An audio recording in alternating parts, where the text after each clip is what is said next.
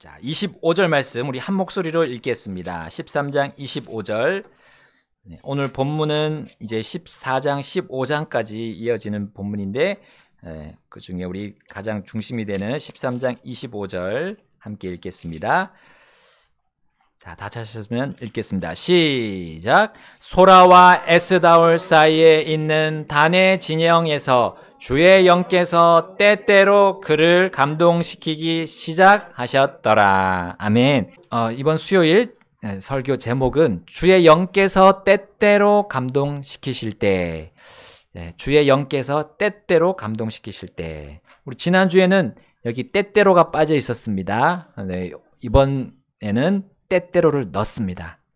여기 나온 대로 주의 영께서 때때로 우리 삼손을 감동시키셨던 그 모습을 오늘 보겠습니다. 자, 하나님께서 이제 나실인 삼손을 쓰실 때가 왔어요. 그가 이스라엘을 블레셋의 지배에서 벗어나게 하실 계획을 이제 이루실 때가 왔습니다. 이제 삼손이 꽤 성장을 했고 특히 이제 그가 결혼해서 가정을 꾸리고 싶어 할 때였습니다. 자, 우리 나실이는 결혼하지 못한다는 법은 없었죠.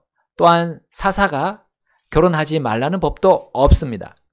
그러나 삼손은 한 가지 법이 있었어요.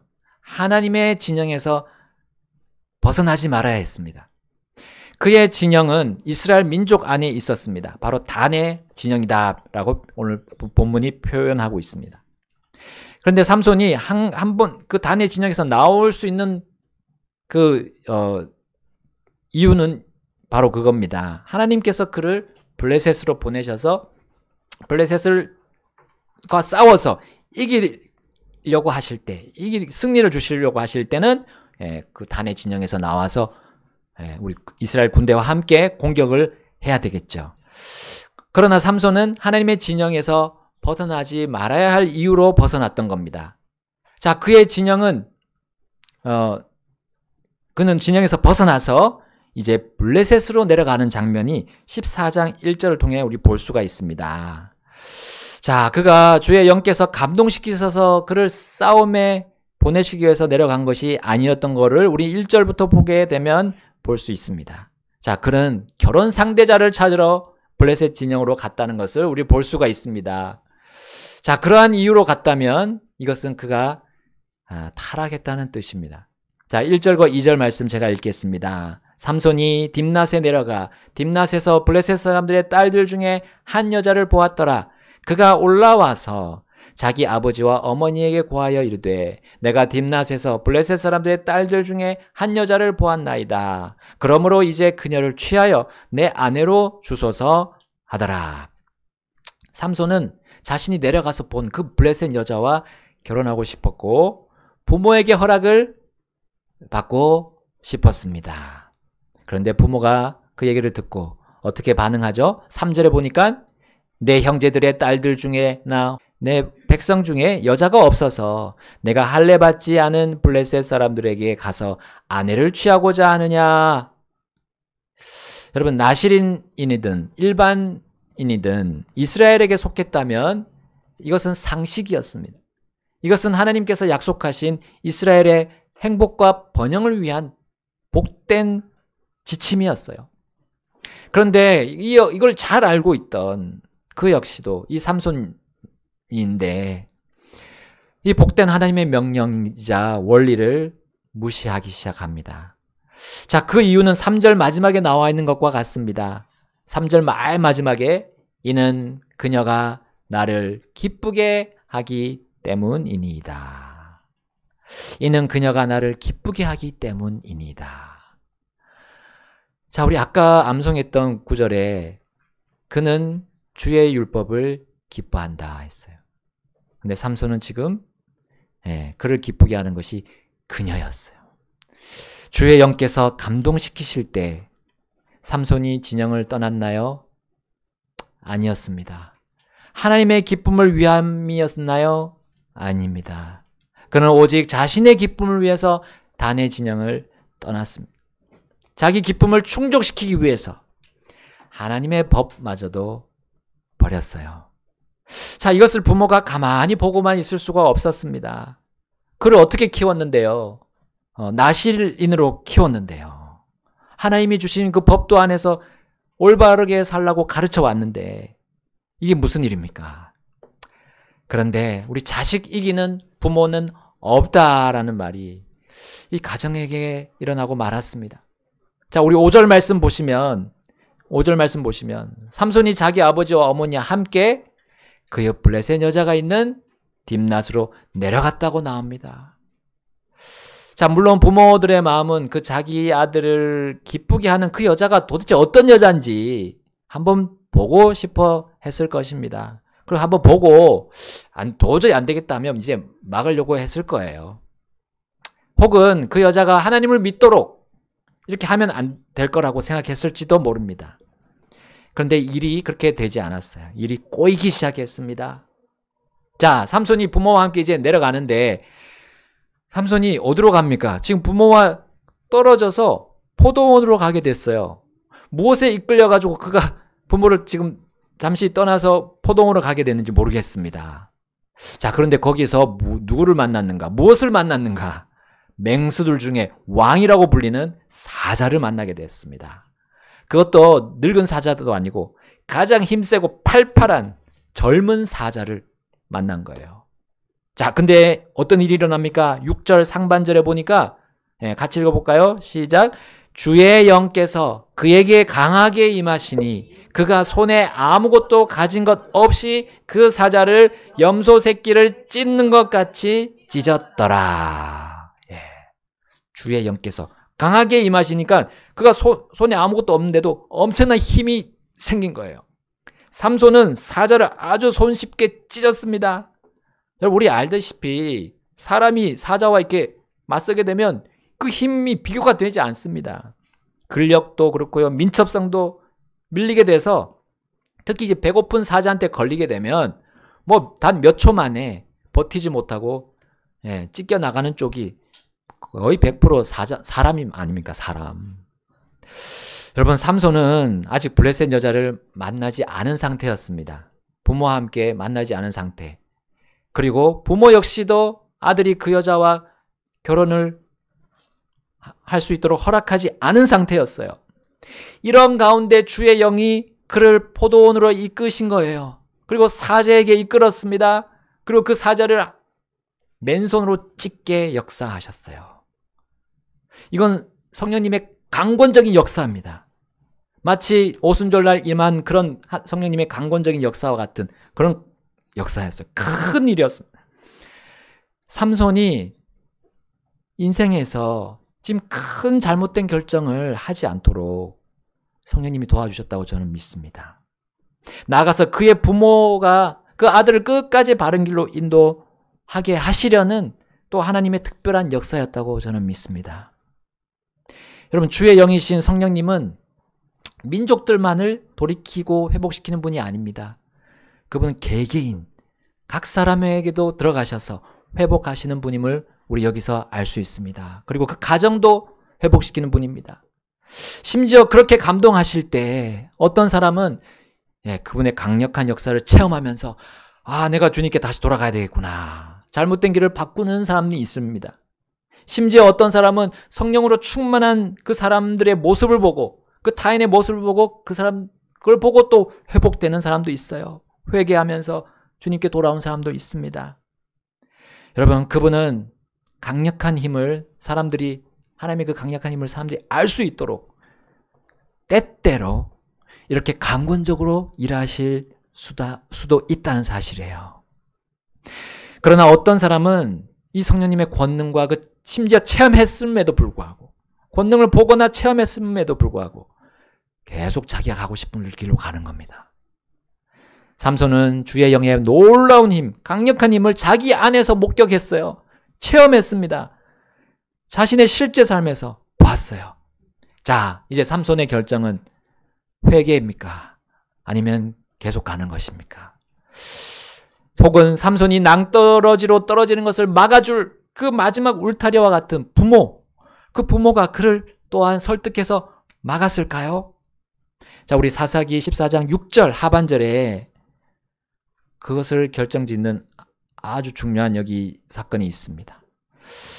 6절 하반전에 그러나 그는 자기가 행한 것을 자기 아버지나 어머니에게 고하지 아니하였더라. 삼손은 자신이 주의 영의 권능으로 사자를 찢었다는 그 사실을 부모에게 숨겼어요. 주의 영께서 그에게 강하게 임하셨음을 숨긴 겁니다.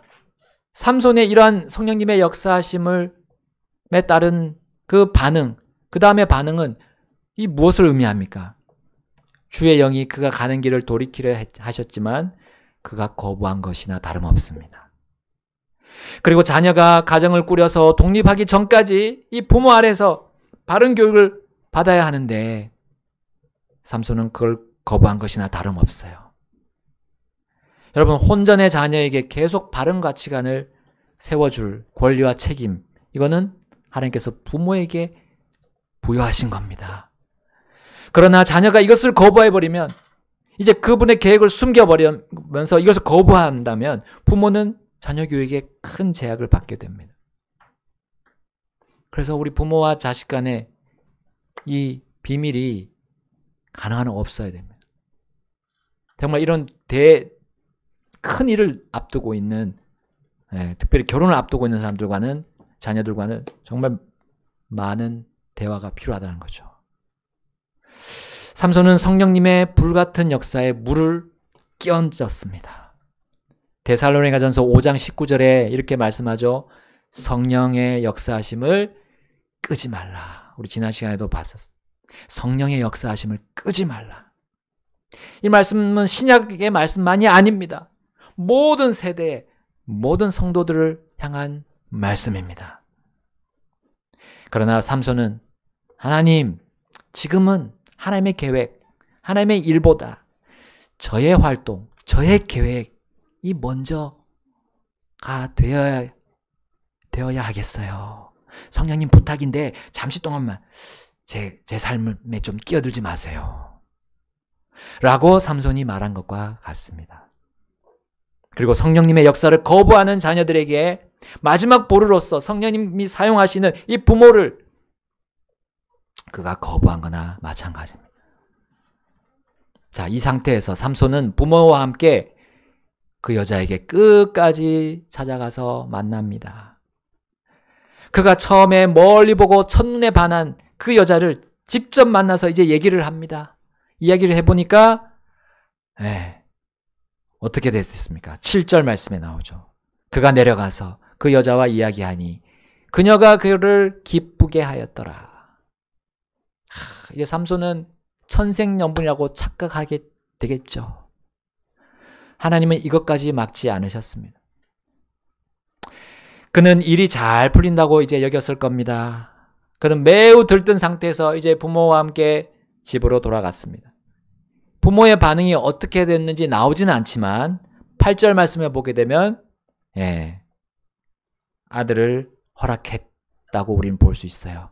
왜냐하면 그는 그녀를 취하려고 딥낫으로 돌아갔다라고 나옵니다. 이것은 양가 부모들 사이에 혼례가 승낙되었다는 걸 의미합니다. 그의 부모는 그를 이기지 못했습니다. 특히 아들에게 임했던 그 주의 영의 활동을 듣지 못한 것도 그 부모의 잘못된 선택에 큰 몫을 차지했던 거예요. 그러나 부모와 함께 혼인잔치를 위해 내려가던 삼손은 아직까지 혼례가 치러지지는 않았기 때문에 다시 돌이킬, 회개할 기회가 여전히 있었어요. 자, 그때 또 무슨 일이 벌어졌습니까? 사사기 14장 8절 말씀 함께 읽어보겠습니다. 8절 시작. 얼마 후에 그가 그녀를 취하려고 되돌아가다가 옆으로 돌아서 그 사자의 사체를 보니 보라, 사자의 사체에 벌떼와 꿀이 있었더라. 하나님은 그가 회복할 수 있는 기회를 여전히 주고 계셨습니다. 사체의 시체가 아직도 썩지 않았어요. 그 누구도 치우지 않았습니다. 거기가 포도원 옆에 있었는데도 포도원 주인도 가만히 둔 거예요. 그것을 다시 본 삼손은 자, 이제 그때 있었던 일을 다시 떠올릴 수 있습니다. 어떤 일입니까? 주의 영께서 자신에게 강하게 임했던 그 역사, 그 역사를 떠올릴 수 있었던 거예요. 그리고 자신의 눈에 옳은 대로 살지 아니면 주님의 눈에 옳은 대로 살지 이제 우선순위를 바꿀 수 있는 기회가 되었던 겁니다. 그는 주님의 진영으로 돌아가서 강력하신 그 주님의 영으로 이스라엘을 건지는 일에 이제 나설 수 있었습니다. 그러나 그가 사자의 사체를 볼 때 어떻게 됩니까? 그 주의 영의 권능이 아니라 그 사체에 생긴 벌떼와 꿀에 사로잡히고 말았어요. 14장 9절 그는 이렇게 합니다. 이에 그가 손으로 그것을 취하여 가면서 먹었고 자기 아버지와 어머니에게 이르러 그들에게 그것을 드려 먹게 하였더라. 그러나 그가 그들에게 그 꿀을 사자의 사체에서 취하였다고 고하지는 아니하였더라. 끝까지 주의 영의 역사를 그는 말하지 않았어요. 그때만이라도 말했다면 부모가 너 이거 취소다. 혼례 취소다. 너가 해야 될 것은 이스라엘을 건지는 일이다 라고 조언했을 것입니다. 삼손이 사체를 만진 일은 나시린에게 주어진 하나님의 법을 정면으로 대적한 것이죠. 이 삼손은 그 법을 알고도 어겼습니다. 심지어 부모님에게 그 사체에 있는 그 꿀을 먹게 해서 같이 죄짓게 했던 거예요. 부모에게 그걸 말했다면, 그게 어디서 나왔는지 말했다면 부모가 뭐라고 했을까요? 야, 너가 지금 이것을 해야 되냐 하고 혼을 냈을 겁니다. 그리고 자신의 길을 방해할 것을 이 삼손이 알았어요. 그러나 그가 혼이 나고 정신을 차리는 편이 100번 더 나았지만 그는 계속해서 성령의 역사를 꺼버렸습니다. 끄고 또 껐어요. 자, 이후에 무엇이 벌어집니까? 무슨 일이 벌어집니까? 하나님께서 하신 그 선한 계획이 이루어졌습니까? 삼손이 이스라엘의 그 친구들과 함께 블레셋으로 가서 그들을 쳐서 이겨서 이스라엘을 구해냈습니까? 하나도 그런 일들이 벌어지지 않았습니다. 도리어 삼손의 친구들은 이스라엘 사람이 아니라 블레셋 사람들이 되고 말았어요. 여러분, 그 결혼이 얼마나 이스라엘 사람들이 보기에도 금기시 되었던지 이스라엘 친구가 한 사람도 혼인잔치에 오지 않았습니다.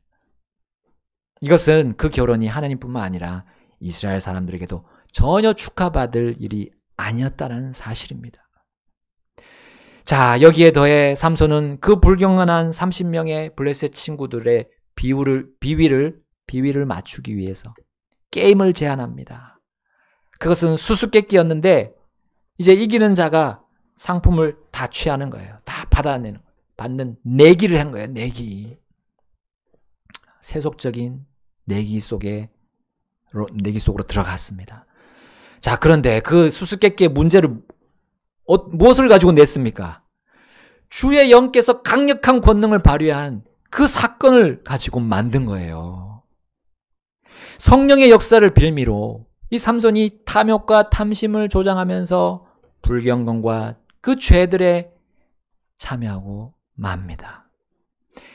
그 질문이 뭡니까? 먹는 자에게서 먹는 것이 나오고 강한 자에게서 단 것이 나온다 라는 그 문제. 그 문제의 답은 누구만 알고 있었습니까?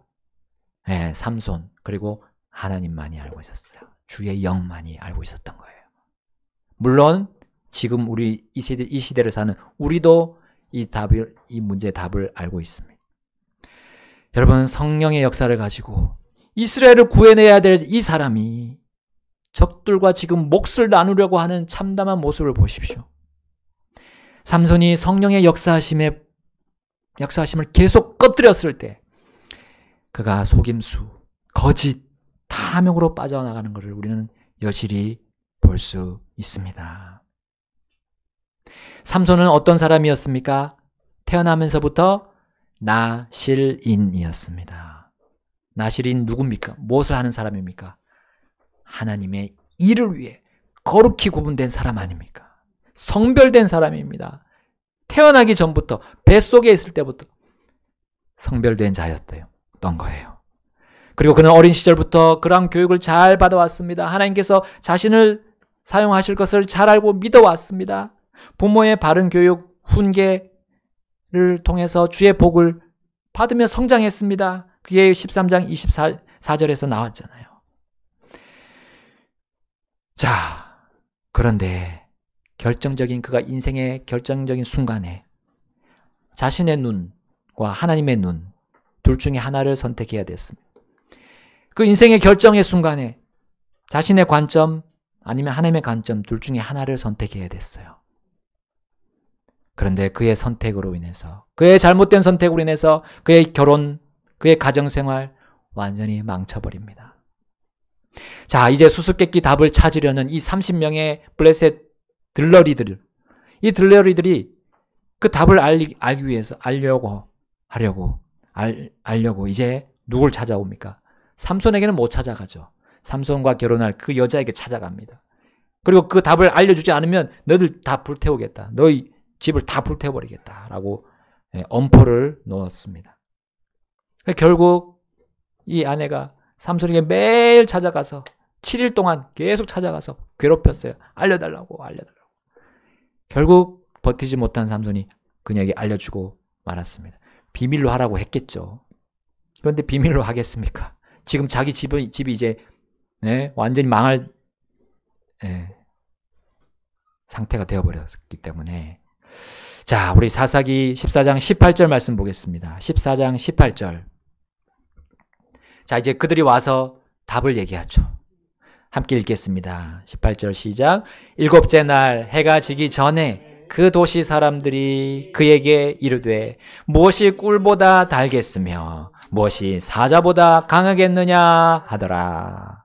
이에 그가 그들에게 이르되 너희가 내 암송아지로 밭을 갈지 아니하였더라면 내 수수께끼를 풀지 못하였으리라 하더라. 여기 암송아지는 자기 아내를 말하는 거죠. 삼손은 탐욕에 찌들은 도박과 같은 내기에서 결국 지고 말았습니다. 이제 그는 어떻게 합니까? 블레셋의 에스글론으로 가서 30명을 죽였어요. 그리고 그들의 겉옷을 탈취합니다.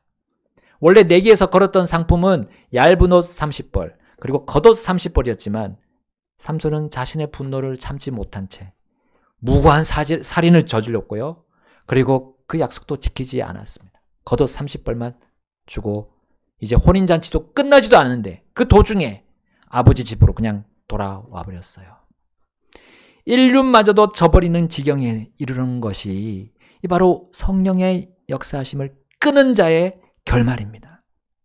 여러분, 이러한 폐륜적인 삼손의 모습을 본 이 그의 장인은 자기 딸을 삼손의 친구에게 주어버렸습니다. 자, 이제 얼마 뒤에 삼손이 미안했는지 염소 새끼를 한 마리 데리고 다시 그 장인에게 찾아왔어요. 그녀에게 들어가기 위해서 찾아왔습니다. 근데 장인은 막은 거예요. 그리고 그 대신 자기 작은 딸과 결혼하라고 삼손에게 제시합니다. 그러나 삼손은 분노하면서 받아들이지 않고 분노하면서 무엇을 일을 벌립니까? 여우 300마리를 다 잡아가지고 꼬리마다 묶고 거기다가 작은 나무 조각들을 다 이렇게 같이 묶은 거예요. 줄줄이 사탕처럼 쫙 연결하는 겁니다. 그리고 그 나무 조각에다가 불을 붙인 거예요. 그러니까 이게 여우들이 뜨겁죠. 가는데 어디로 갑니까? 그 블레셋 사람들이 아직 수확하지 않은 밀밭으로 가는 거예요. 밀밭. 어떻게 됩니까? 밀밭이 그냥 다 불에 이거 타가지고 다 타버리는 거예요. 그 옆에 또 포도나무들, 올리브 나무들에도 다 옮겨 붙습니다. 자, 이 일로 인해서 블레셋 사람들의 분노가 치밀어 오르겠죠. 그래서 그들은 삼손을 사위로 맞아들인 그 남자의 집으로 가서 그 집, 그와 그 딸까지 다 불태우고 말았습니다.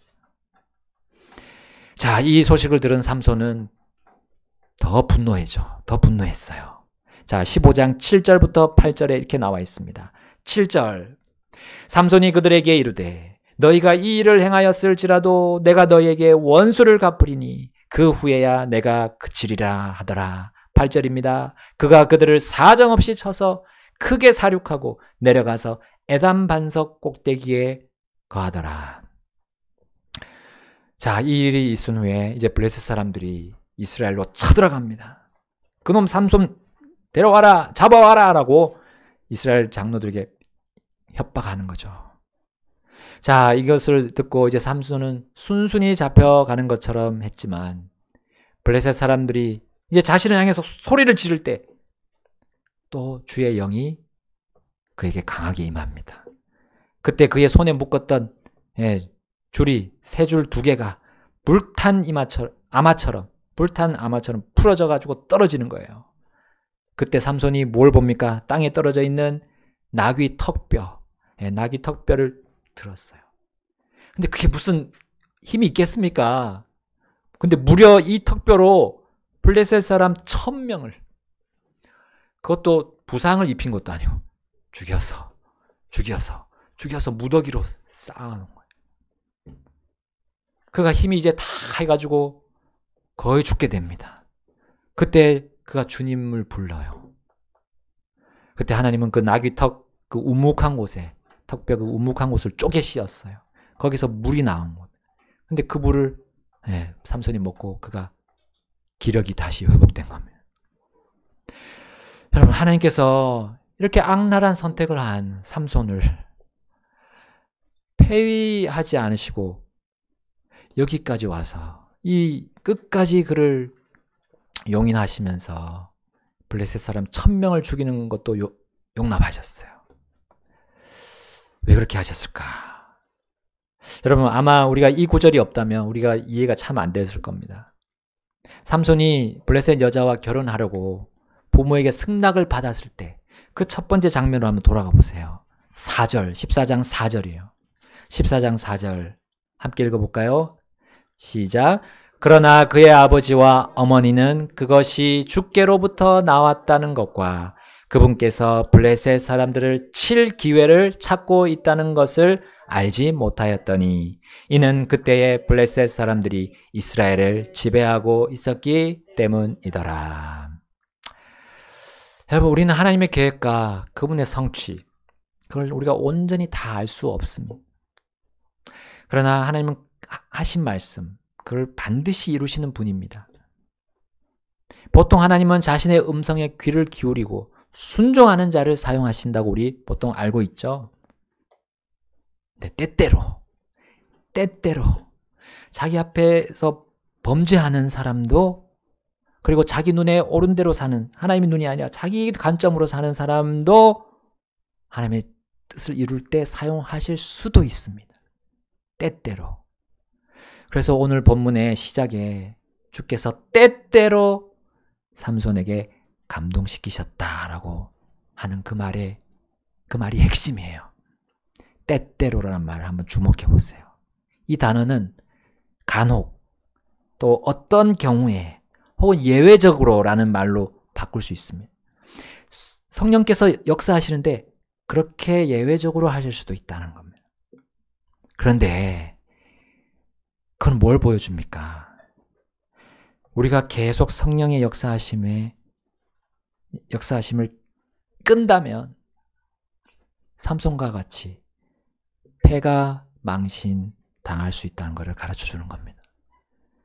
우리 성령님께서 구약 시대에는 들어오셨다가 나가셨다가 들어오셨다가 나가셨다가 그렇게 하셨죠. 우리 사울의 예를 보면 사울 왕도 그랬죠. 영이 들어오셨다가 나가셨어요. 그리고 다윗도 시편에다 기록했잖아요. 나를 떠나지 마십시오 라고 했어요. 주의 영께서 나를 떠나지 말아달라고 기도했어요. 그게 그만큼 경건한 사람들에게 있어서는 두려운 일이기 때문에, 주의 영이 떠났을 때 자기가 어떻게 될지 알기 때문에. 여러분, 구약시대와는 다르게 한번 우리 마음에 성령님이 오시면 영원히 떠나지 않으십니다. 그러므로 우리 신약시대의 성도들은 성령의 사람들이라고 우리 따로 별칭으로 불려져요. 성경 안에는 성령의 사람이란 말이 정확하게 나와 있지 않지만 성경 전체를 보시게 되면 신약시대의 모습을 보면 우리는 성령의 사람들입니다. 성령의 인도에 따라가야 하나님의 복을 발견하고 안정을 찾고 기쁨을 누릴 수 있는 사람들이 성도들입니다. 성령의 역사하심을 끄지 말아야 돼요. 하나님은 우리의 하나님의 말씀을 통해서 이 말씀 통해서 우리에게 항상 얘기하십니다. 그래서 우리는 매일매일 들어야 됩니다. 매일매일 들어야 되고 또 가능하면 모든 설교를 들어야 돼요. 혹시 못 들었다면 또 우리 인터넷이 있습니다. 요즘에는 인터넷도 있어서 다시 들을 수 있어요. 다시 보기, 다시 듣기 할 수 있습니다. 하나님의 이러한 많은 기회들을 주시는 이유가 이 시대가 마지막 때라서 그렇습니다. 마지막 때는 뭐라고 또 표현합니까? 위험한 때라고 했습니다. 위험한 때. 우리가 성령의 역사를 거스를 수 있는 많은 잘못된 또 악한 것들이 들끓기 때문에 하나님이 이런 좋은 이런 문명의 이기를 가지고도 우리에게 볼 수 있도록 계속 들을 수 있도록 계속 기회를 주고 계신다는 겁니다. 이건 누구의 역사입니까? 바로 성령님의 역사입니다. 성령님이 우리에게 때때로 역사하지 않도록 우린 정말 깨어 있어야 됩니다. 계속 역사하시도록 여러분 오늘 이 시간 우리 각자 주님께 마음을 드리지 않겠습니까? 오늘 삼손의 예를 통해서 확실한 하나의 경고로 우리에게 알려주십니다. 그리고 이것을 우리가 받아들이고 돌이켰을 때는 우리에게 모두에게 복이 되리라고 믿습니다.